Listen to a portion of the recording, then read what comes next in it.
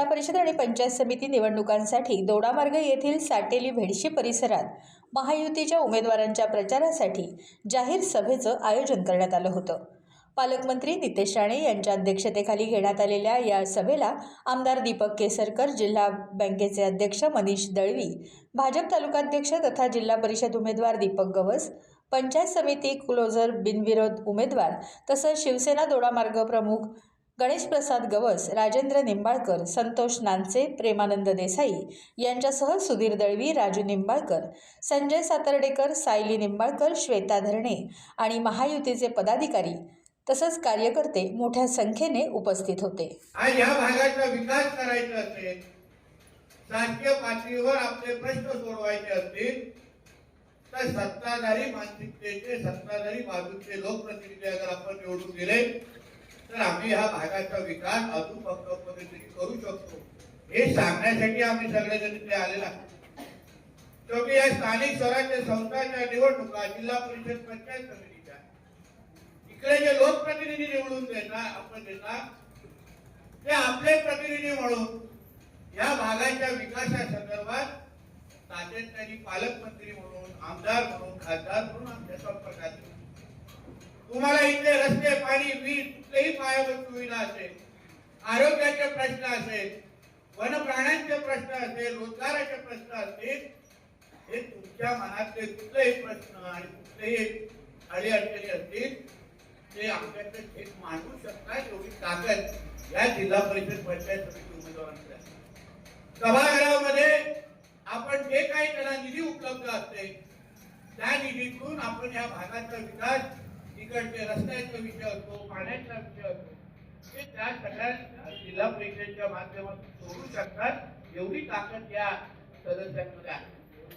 आणि म्हणून आपण 7 तारखेला मतदान करत असताना या सगळ्याचा विचार करून मतदार म्हणून, कार्यकर्ते म्हणून आपण मतदान करायला, शेवटी योग्य उमेदवार अगर आपण निवडून दिला जो आमच्या विचाराचा आहे, जो आमच्या बाजूचा आहे, तरच आम्ही आपले सगळ्यांचे प्रश्न सोडू शकतो। विरोधी विचाराचा आला तो जसा तो आमच्याशी बोलू शकणार नाही, संपर्क साधू शकत नाही। या भागामध्ये राज्य सरकारकडे, केंद्र सरकारकडून अगर तुम्हाला कुठलीही मदत हवी असेल तर तो आपल्या संपर्कात येणार नाही। आणि म्हणून मतदान करत असताना आपल्याला फार विचारपूर्वक मतदान करावं।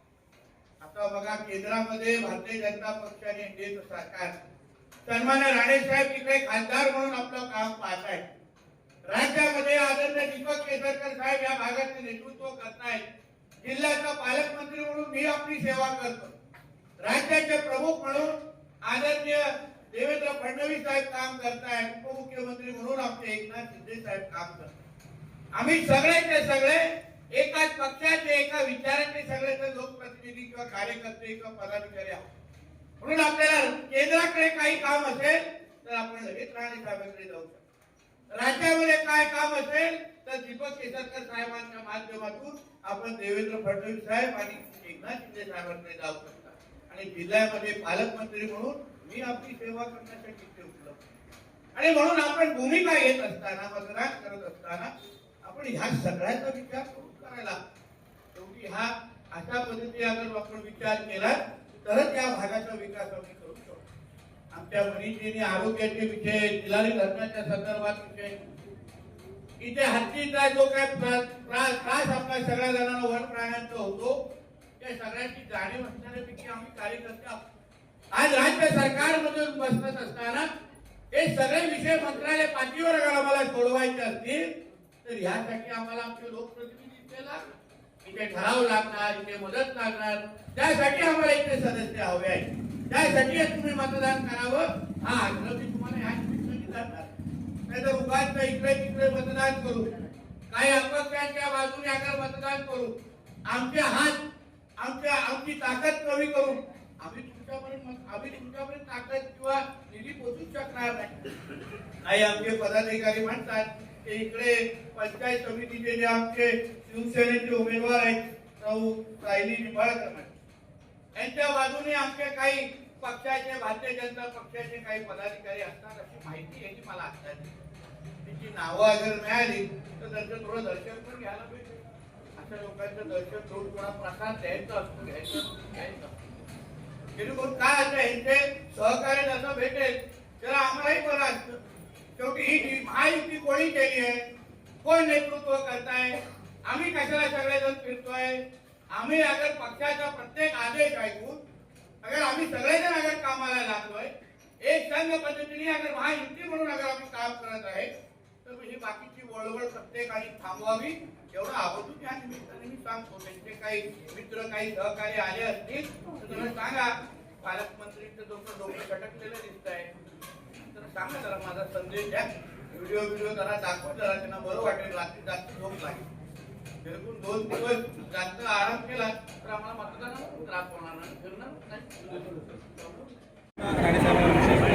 काय आव्हान कराल या सगळ्या ही तालुक्याची निर्मिती सन्मान्य राणे साहेबांनी केलेली आहे. आम्ही राणे साहेबांच्या विचारांवर चालणारे आम्ही सगळे कार्यकर्ते आहोत.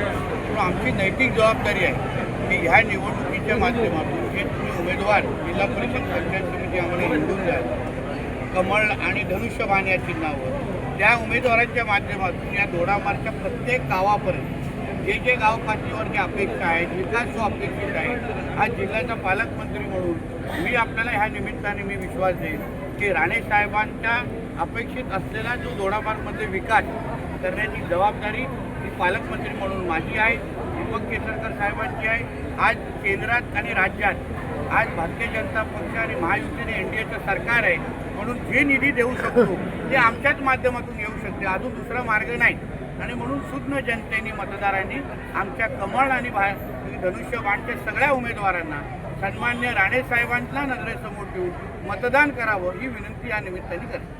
तर 3 दोडामार्गचे महत्त्वाचे विषय त्याच्यावर तुम्ही वारंवार बोलताय. दोडामार्गमधील रोजगार हा प्रश्न आता MIDC, दोडामार्गचं आरोग्य आणि वन्यप्राणी यासाठी सुद्धा आपण एक आराखडा तयार केलेला आहे. त्या अनुषंगाने काय आहे? बघा, 9 तारखेला जशी आचारसंहिता संपेल त्या दोडामार्गमधला आमचा जो तरुण आहे जो मोठ्या प्रमाणामध्ये गोवाला जातो त्याला आम्हाला परत आमच्या दोडामार्ग सिंधुदुर्गमध्ये आणायचं आहे. त्यासाठी भरपूर प्रकल्प आम्ही आयडेंटिफाय केलेले आहेत आणि ते सुरू पण करणार आहोत. आज सरकारच्या पहिल्या वर्षामध्ये आम्ही आहोत. जमीनच्या संबंधित जमीन संपादन संबंधित काही विषय होते ते आम्ही सगळे क्लिअर करत आणलेले आहेत. आता गुंतवणूक करण्याची पण प्रक्रिया सुरू होणार आहे. जसं गुंतवणूक होईल पहिलं प्राधान्य किंबहुना 100% नोकऱ्या ह्या दोडामार्ग आणि सिंधुदुर्गच्याच मुलांना भेटतील. एकही नोकरी आम्ही बाहेरच्या राज्याच्या लोकांना देणार नाही, मुलं मुलींना देणार नाही. जे आहे जे दोडामार्ग आणि सिंधुदुर्गच्या तरुणांना भेटेल आणि म्हणून येणारे प्रकल्प हे सगळेचे सगळे त्यांच्यासाठी आहेत. हत्तीचा विषय असो, आरोग्याचा विषय असो, तिराळीच्या इथे पर्यटनाचा विषय असो, दोडामार्गचे सगळे विषय आम्हाला तोंडपाठ माहिती आहेत. सोडवण्याची इच्छाशक्ती आमच्याकडे आहे. फक्त जिल्हा परिषद पंचायत समितीच्या माध्यमातून आम्हाला जी काही ताकद लोकप्रतिनिधींची आमच्या मागे जी फौज उभी करायची आहे ती एकदा दोडामार्ग वाचकांनी नेहमीसारखा आम्हाला आशीर्वाद द्यावं. पुढचे काम हा प्रत्येक प्रश्न सोडवण्याची जबाबदारी ही माझी आहे. थँक्यू. टाइम्स डिजिटलला लाईक करा, सबस्क्राईब करा, शेअर करा आणि बेल आयकॉन दाबायला विसरू नका. पाहत रहा टाइम्स डिजिटल.